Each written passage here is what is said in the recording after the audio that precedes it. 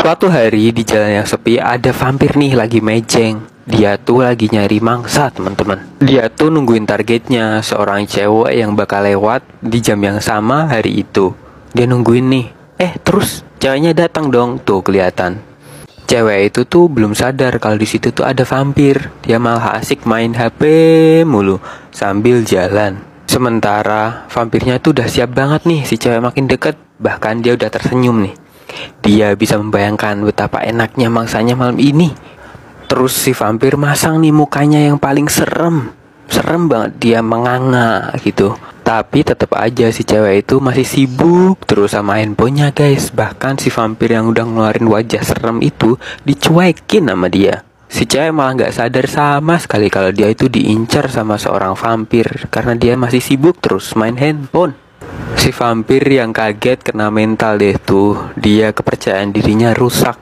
Dia bukannya dapat mangsa, dia malah dicuekin kayak badut di pinggir jalan. Kasian gak sih sebenarnya? Suatu hari ada seorang ibu domba dan anaknya yang sangat jahil. Nakal banget dia tuh. Saking jahilnya si anak kambing nendang batu ke ibunya.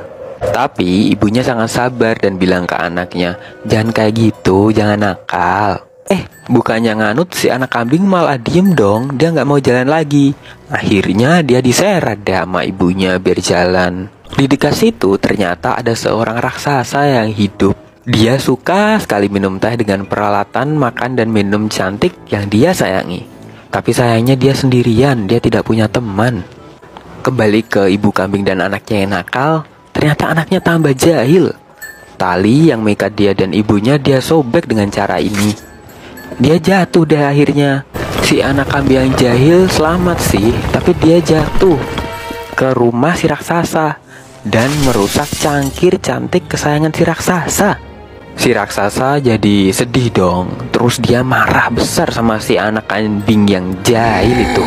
Sembari mencium si anak kambing yang jahil, raksasa menemukan sebuah ide.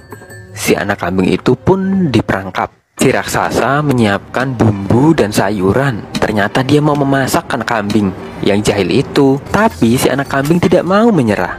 Dia mencoba kabur. Sayangnya si anak kambing tertangkap. Dia diambil oleh raksasa lalu dimasukkan ke dalam oven deh. Walaupun sudah dimasukin oven, si anak kambing tetap tidak mau menyerah. Dia mencoba keluar. Dia melihat cerobong asap dan mulai merangkak keluar dari situ. Tapi sayangnya si anak kambing terperangkap, dia terjepit. Dia mencoba membebaskan diri sendiri. Ternyata pipa cerobong asapnya gak kuat, jatuh deh. Ya gagal lagi si anak kambing mau melarikan diri. Dia ditangkap lagi oleh si raksasa. Lalu dia mau disembelih. Tapi beruntungnya rumah raksasa ternyata pada ambruk nih. Dan si raksasa lebih memilih menyelamatkan koleksi piring dan cangkirnya.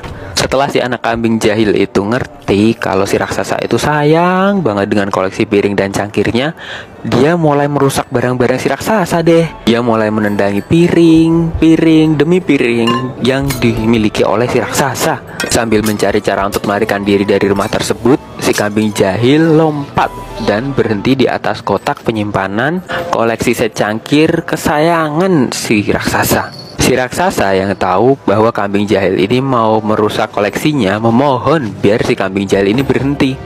Tapi si kambing jahil gak mau berhenti. Dia injak-injak dan akhirnya kotak itu jatuh deh ke air terjun di bawah rumah raksasa. Raksasa yang melihat koleksinya habis dan rusak sedih deh. Dia jadi depresi. Si anak kambing yang berjingkrak-jingkrak bahagia setelah melihat si raksasa sedih, dia pun ikut sedih.